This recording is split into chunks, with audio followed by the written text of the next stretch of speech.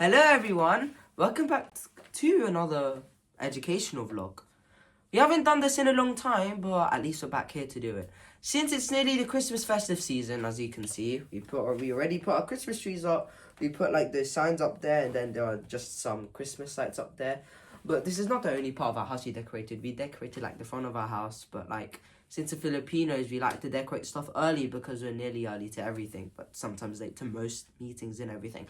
But anyways, yeah, today we are back with another educational vlog, which we have not performed in a long time. It's still about London, okay? Yeah. Yeah. So, Jaiden, and what is your blog Sorry. today? So, today we will be talking about 10 Downing Street, which is pretty recognizable to most British people. But as an advance, we would like to share some additional or purposeful information about it. So about your blog today, Jaiden, the 10 Downing Street, what is it all about? So 10 Downing Street is a property for British Prime Ministers if they do become Prime Ministers. Prime Ministers and Presidents are the same thing, by the way. Presidents are just the American term. Presidents are what we call back in the Philippines because we got colonized by the Americans and we learn American English, not British English, because sometimes my cousins get confused. But referring back, when people want to become the President of the UK, they can live in the property which is called now 10 Downing Street. So to summarize things up, I'll just read a few facts first to get you into the presence or to get the hint of what 10 Downing Street is and what it feels like. The construction of 10 Downing Street traces back to the 1680s when Sir George Downing, a wealthy diplomat and speculator, purchased a portion of land in St. James Park. Downing, an ambitious and controversial figure, which had served under both Oliver Cromwell's and King Charles II, amassing significant wealth and influence. He envisioned creating a street of elegant townhouses for the aristocracy, but his focus, however, on cost-cutting resulted in poorly constructed buildings. The original houses on the site, including what would later now be recognised as 10 Downing Street, were built quickly with cheap materials and shallow foundation, which resulted into this poor quality house of 10 Downing Street now. And this problem plagued 10 Downing Street for a few centuries. And the original structure consisted of a modest townhouse fronting Downing Street and a larger building at the rear, known as the House at the Back, which dated even further back to the 16th century and had been used by various government officials. In 1732, King George II also used he was also one of the first prime ministers in the UK to live in the 10 Downing Street, which was a very wealthy experience for other citizens compared to King George II. And now, ever since it's the 21st century, there has been many upgrades with the 10 Downing Street. The door, which has been replaced like multiple times, and the 10 Downing Street is now built with many different materials, with many strong materials, rich materials, and to keep the house safe. Okay, in 1732, King George II offered these properties to Sir Robert Walpole as a residence for the First Lord of the Treasury.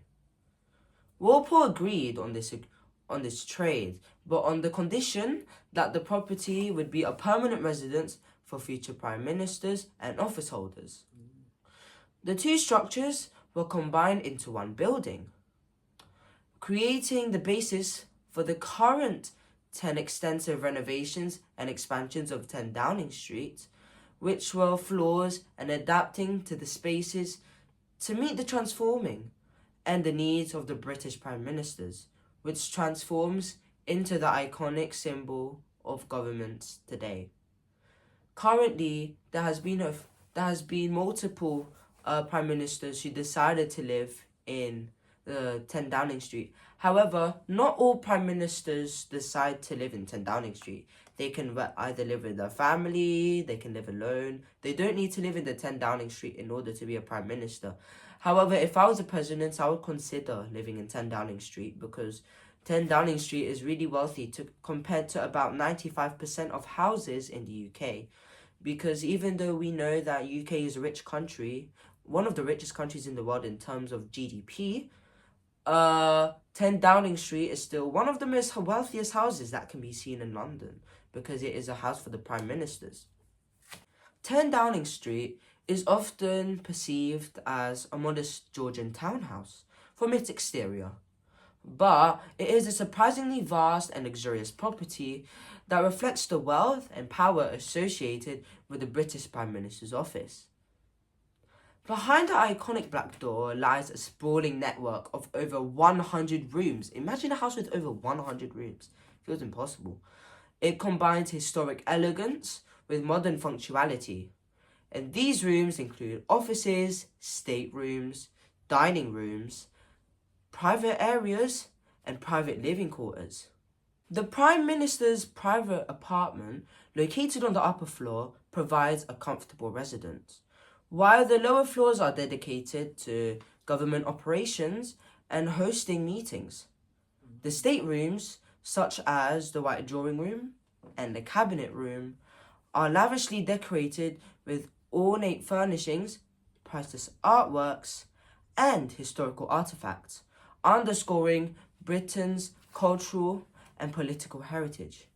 The ground staircase, adorned with portraits of every prime minister, serves as a visual reminder of the building's history. The wealth reflected in 10 Downing Street extends beyond its interiors. The building's sheer operational capacity as a hub of national and international decision-making reinforces its status, symbolizes as a symbol of authority. While the property itself is not owned, in a private sense, its upkeep and modernization, a house like this, having 100 rooms or over, it would often be costed over millions of pounds, which are funded by the state, ensuring that it remains a secure and prestigious centre of and for government. And despite its grandeur, the building is also a practical space with offices for rooms and a famous kitchen for chefs to impress the prime ministers. And they also have prime minister staff, meeting rooms, and many other rooms which help prime ministers make the UK great again. This unique combination of wealth, history, and function makes 10 Downing Street both a home and a political powerhouse for the UK and London in general. So I will just list some additional statistics and facts which haven't been stated out yet. So I was really shocked about this fact, and I hope it's true. Well, I know it's true anyway. The building covers approximately 3,800 square meters, which is 40,903 square feet. I don't even know how big our house is. It's probably like, actually I have no idea. But imagine a house being 3,800 square meters. My house isn't even 100 meters. Like, if I was to see it in real life, it would probably look really small in the front. But despite, like, all what's behind the black door, behind the number 10, there's probably like a whole load of luxuriousness and history behind it. There are 5 floors, including a basement, and it stretches back nearly 200 feet from the front facade to the Horse Guards Road. And as I have stated, there are already over 100 rooms. This includes 15 bedrooms, offices for the Prime Minister and senior staff, multiple meeting rooms, and several reception and dining rooms.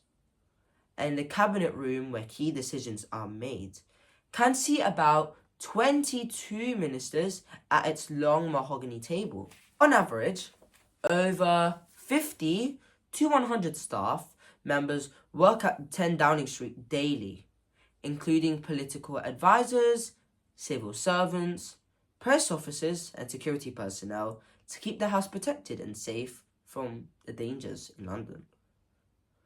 Major renovations for the 10 Downing Street, specifically during the 1980s under Margaret Thatcher's, cost approximately £3 million, which is equivalent to over £10 million today. This day. Recent refurbishments often cost in the hundreds of thousands of pounds annually, with modernisations funded by the Cabinet Office.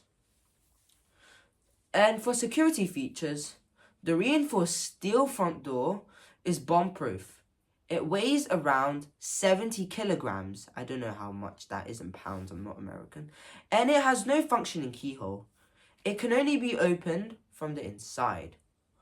And by the way, for additional info, the street was permanently closed to the public in 1989 due to security concerns which may harm the townhouse of 10 Downing Street and the other surrounding houses. Also to state, 10 Downing Street has embraced energy efficiency with the installation of solar panels on its roof in recent years.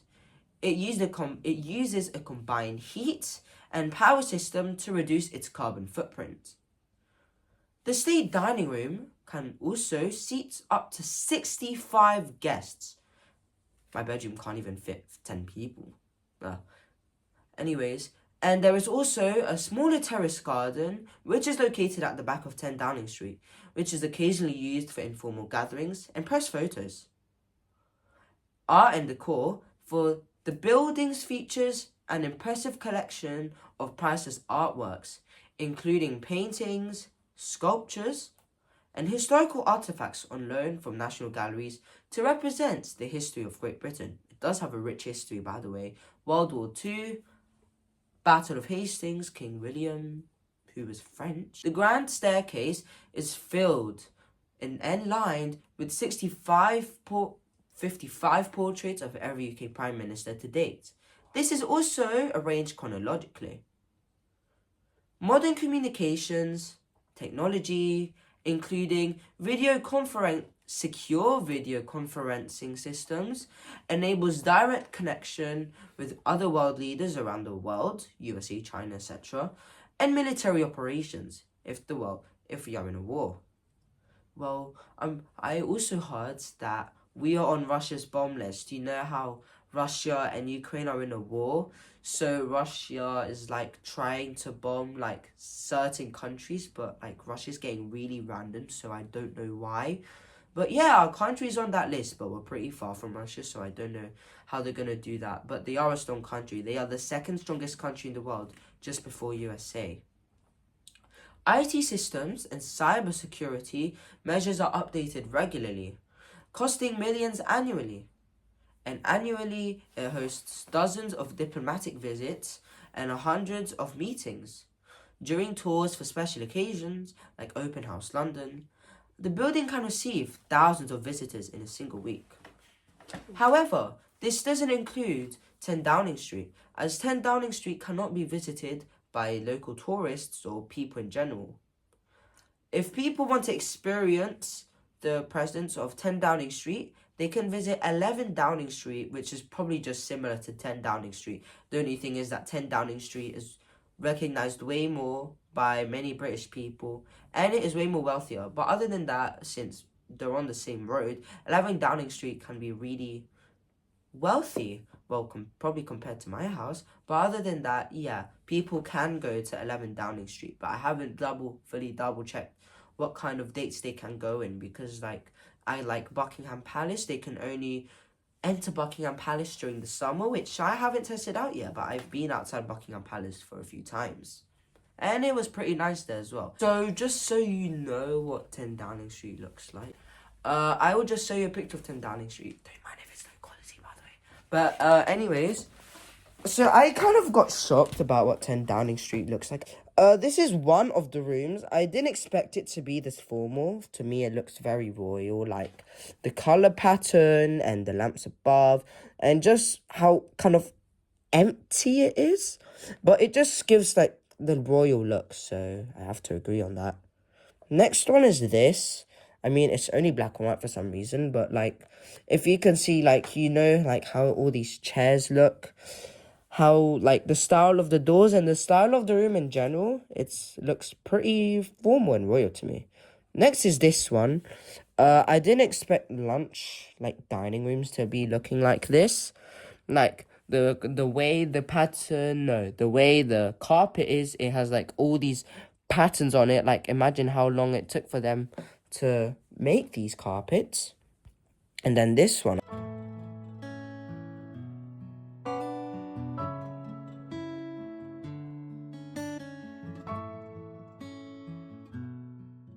Okay, thank you for watching a summary about 10 Downing Street. I hope you learnt something, and maybe in the summer you might explore it. 11 Downing Street. But anyways, thank you for listening to my information about 10 Downing Street. And if you're seeing this on Christmas, Merry Christmas. May God bless you and have a good day or night. Bye, guys. Thank you guys for watching and for supporting Jaiden Aluan Londoners. God bless and stay safe, everyone. Bye. Bye. Thank you, everyone.